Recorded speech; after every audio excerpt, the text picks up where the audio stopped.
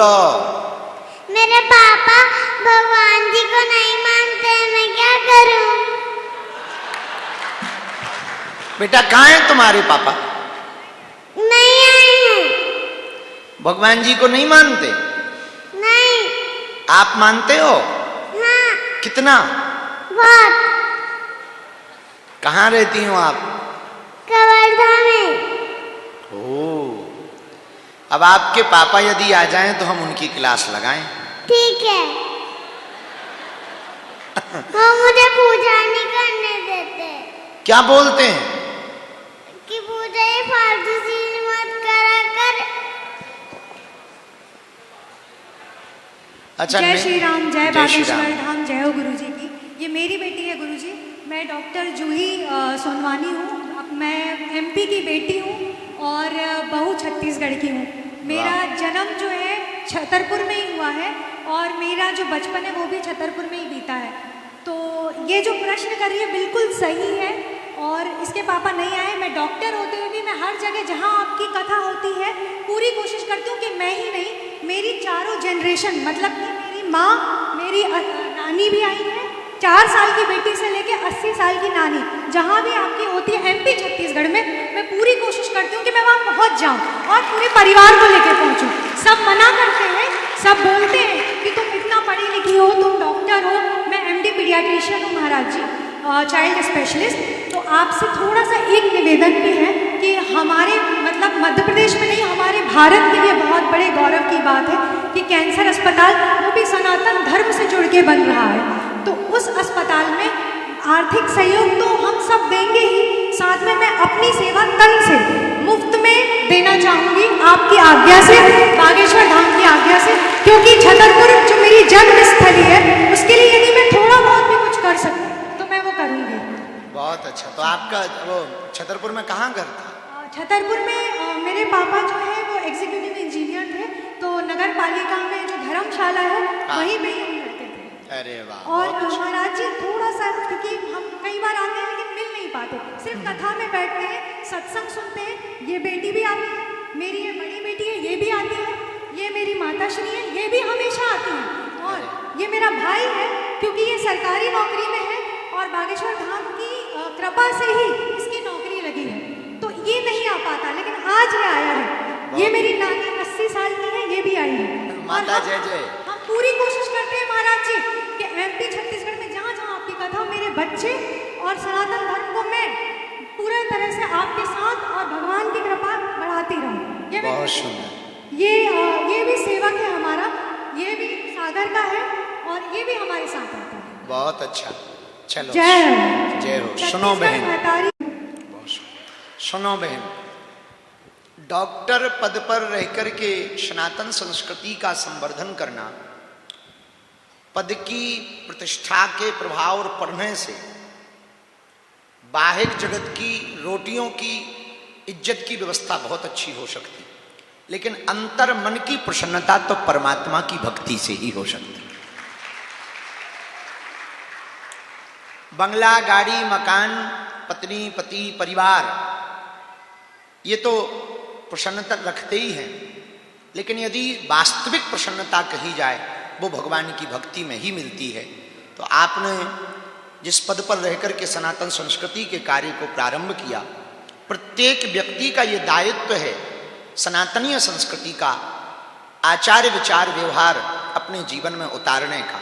दूसरी बात, ऐसी कोई सीमा या ऐसी कोई मर्यादा नहीं है कि पढ़े लिखे लोग भक्ति ना करें, बल्कि हमें लगता है कि जो पढ़ लिख लें उन्हें ज्यादा भक्ति करनी चाहिए। परंतु ज्ञान की खुजली बड़ी खराब होती है। जैसे थोड़ा भी ज्ञान हो जाता तो वो विचित्र तरीके से व्यवहार करने लगता।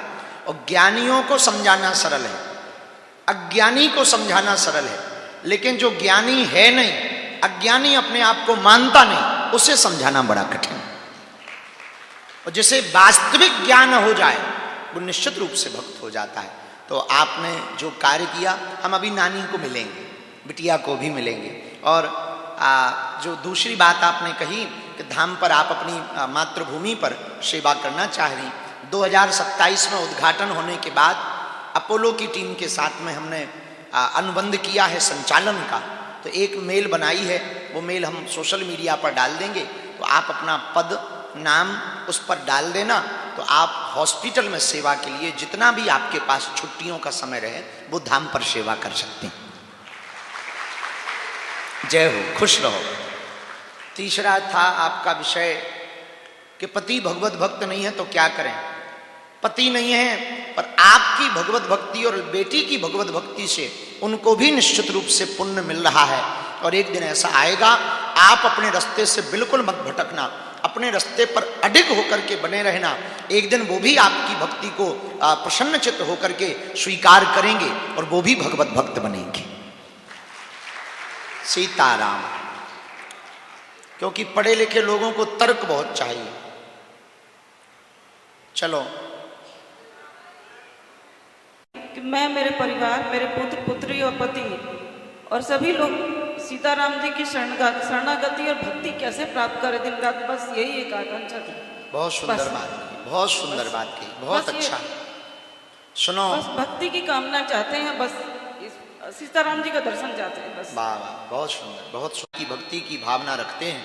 सुनो, भगवत भक्ति का आशीर्वाद महापुरुषों के संतों के पास तो होता ही है, पर हमारा एक ही बात मानना है, ये उत्कंठा जो आपके अंदर है, ये उत्कंठा सदैव बनी रहे और तीक्ष्ण हो जावे।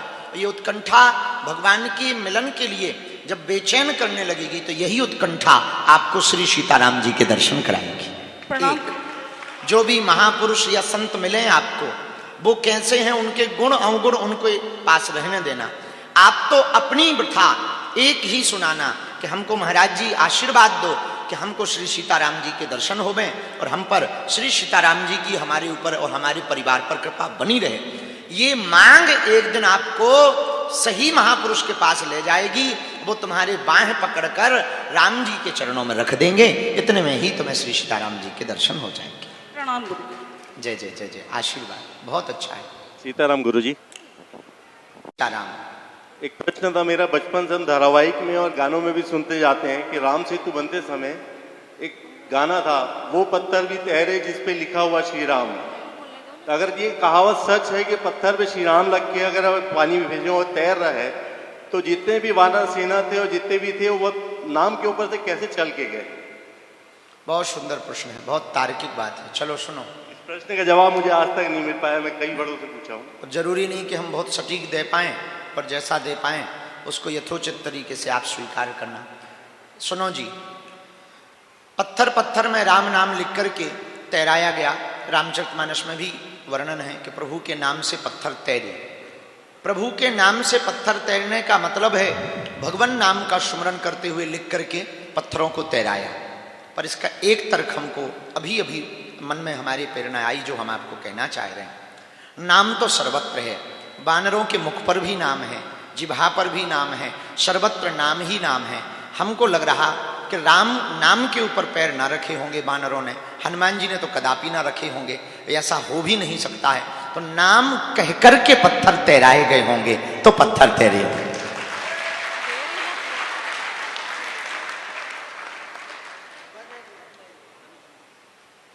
सुनने समझ आ गई बात?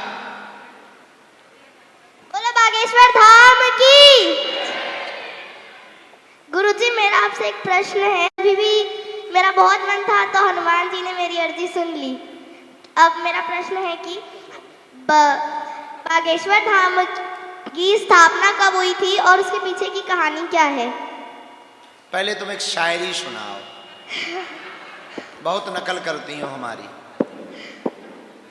ना नाप के देते हैं ना तौल के देते हैं, ना नाप के देते हैं ना तौल के देते हैं, मेरे बागेश्वर वाले बाबा छप्पर फाड़ के देते हैं।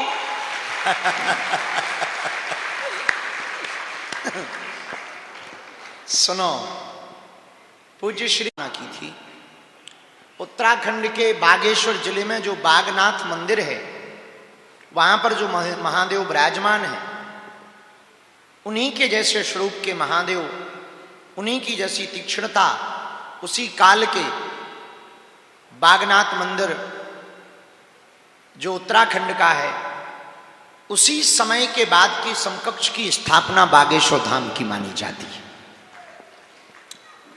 लोग तो कहते हैं, हमने जो दादा गुरुजी से सुना कि सन्यासी बाबा ने अपने गुरुजी के द्वारा करवाया था, उनके गुरुजी ने वहाँ छोड़ा था। बहुत, अब लगभग हमारी दरबार की पीढ़ी हो गई 3, राम 2 3, 6वीं 7वीं पीढ़ी पुरानी बात है। 7 पीढ़ी हो गई है, उसके पुराने की बात है ये। अब 7 पीढ़ी में यदि 70-80 साल ही, 8 पंचे 40, 300-400 साल पुरानी बात हो गई है, तब की स्थापना है ये बागेश्वर धाम मंदिर की। 322-23 साल तो सन्यासी बाबा को हो गए, 23 साल, 323 साल हो गए हैं सन्यासी बाबा को जीवंत समाधि लिए हुए। तो गड़ा गांव पहले गढ़ था, 7 गांव के राजाओं का एक मुखिया वहां बैठता था, इसलिए उसको गढ़ कहते थे। अब भ्रंश होकर बाद में उसका नाम गड़ा हो गया।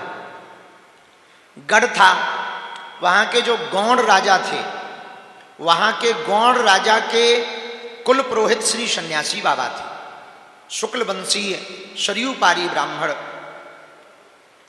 गोरखपुर के पास मामखोर नामक गांव से चलकर गढ़ में आए थे, गड़ा में, जहां आज वर्तमान में गड़ा कहा जाता, वहां चलकर आए थे। उस राजा ने, जो गौड़ राजा था, उसने तलवार से, तलवार की धार देखने के लिए गाय को काट दिया था। उससे रुष्ट होकर के सन्यासी बाबा ने प्रण लिया था कि जब तक इस राजा का विनाश नहीं हो जाएगा तब तक हम अन्न जल ग्रहण नहीं करेंगे और तप करेंगे हनुमान जी का। उसके बाद में पूरा राजा का राज्य साम्राज्य सब बर्बाद हो गया। राजा ने खूब क्षमा भी मांगी, इन्होंने क्षमा नहीं किया, इनका भक्ति में मन लग गया, इन्होंने 1.25 करोड़ हनुमान चालीसा के पाठ किए। 84 वर्ष लगे 1.25 करोड़ हनुमान चालीसा के पाठ करने में, 84 साल, 120-21 साल तक शरीर रहा। इसके बाद हनुमान जी का जब साक्षात्कार हुआ तो हनुमान जी ने कहा, मांगो पंडित जी। बोले अब हमें कुछ नहीं चाहिए, आशीर्वाद दो। तो हनुमान जी ने कहा, आज से हम इसी पेड़ के नीचे बैठे हैं, कालांतर में कलयुग में हनुमान जी के 3 रूप बालाजी के रूप में पूजे जाएंगे, सालासर बालाजी, मेहंदीपुर बालाजी और बागेश्वर बालाजी। और तीनों रूप विविध प्रकार के हैं। सालासर के हनुमान जी जवान हनुमान हैं,